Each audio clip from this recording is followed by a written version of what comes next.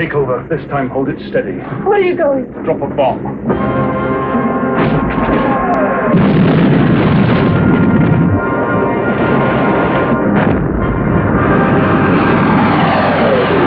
The era of Roger Moore is over. That's Timothy Dalton, the fourth actor to try his hand as Agent 007 in a major James Bond adventure. This one's called The Living Daylights. I'm Gene Siskel of the Chicago Tribune. And I'm Roger Ebert of the Chicago Sun-Times. Our first movie is The Living Daylights with Timothy Dalton as the new James Bond. And I guess the question that people would like an answer to is, what kind of a James Bond does he make? Well, I give him a mixed review.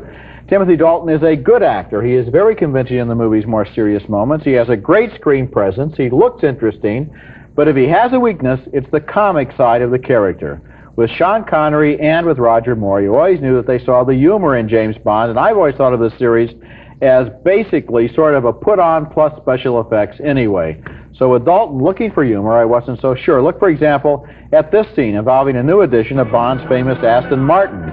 Sean Connery had a lot of fun with the original version of this car, but Dalton plays it a little bit straighter.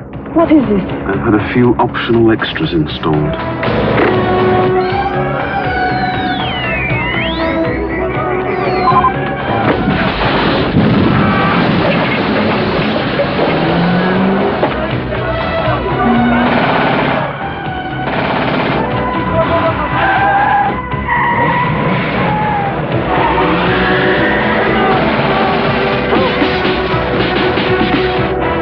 Amazing, this modern safety glass.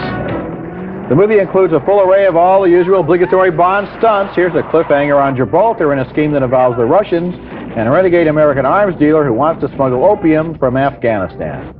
To stop the plot, Bond disguises himself as an Afghan and plants a bomb in a plane load of opium. He almost gets away with it, but he's spotted by the villain, played by Jerome Crabb.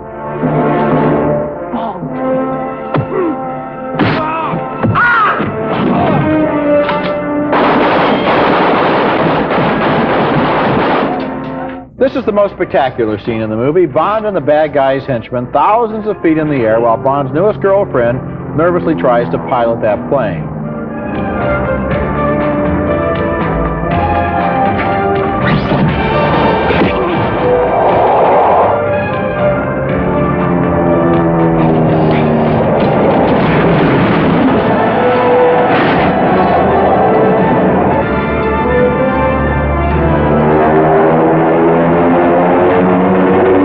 That's Miriam Dalbo there, a former model as the beautiful blonde.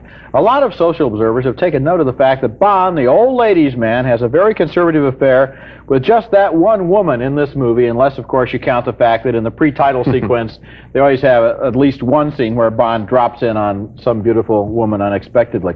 Maybe that lack of Bond's traditional promiscuity in this film reflects the fear of AIDS in our society. I don't know, but it puts a lot of responsibility on Miriam Dalbo's shoulders as the only Bond woman in the whole movie. And after such legendary Bond girls as Ursula Andress, Maude Adams, Kim Basinger, and Britt Eklund, I frankly didn't find her very interesting. She just didn't seem to have the psychic weight to carry this role. She plays a Russian cello player who's innocently caught up in espionage, but the plot is never the point anyway in a Bond picture. It's just the relationships and the stunts, and my bottom line is the movie has great stunts, it has good special effects, it has a Bond who needs to work on his sense of humor, and it has a Bond girl who is not in the great tradition. And I should add thumbs down. Me too, Roger. I was disappointed in the film. I'm not as impressed, actually, with Dalton as you are. He's better than Roger Moore, but for me, that's not much of a compliment. He's nowhere near Connery was. It's a classic figure. To me, he looked a little mousy. This Pierce Brosnan, I saw him in a new film coming up, Fourth Protocol. I think he might make a better Bond. He has more of the verve for life. This guy seems a little reticent. The other thing that you mentioned, I think, is very accurate about the Bond woman. She's not very appealing. And then the third point I'd like to make is all of the stunts that work are borrowed from the earlier films. The ticking clock down, remember how down to 007 in the original, they did it, the wheel, the spinning wheel. It's all taken from stuff before. They got nothing new here, really, Roger, and that's why it doesn't work. I'm not sure exactly how much new you expected them to have. At this point in the series, they've exhausted the entire life work of Ian Fleming and everybody else who could think of a plot. Exhausted. I've got to go back now and defend Timothy Dalton. Now, you mentioned Pierce Brosnan, who was also offered this role. Dalton, I think, does have a very good screen presence here. I think that he's the last thing I would describe him as mousy. I think that's an astonishing thing for you to say. Well, I did it. I called James Bond a mouse.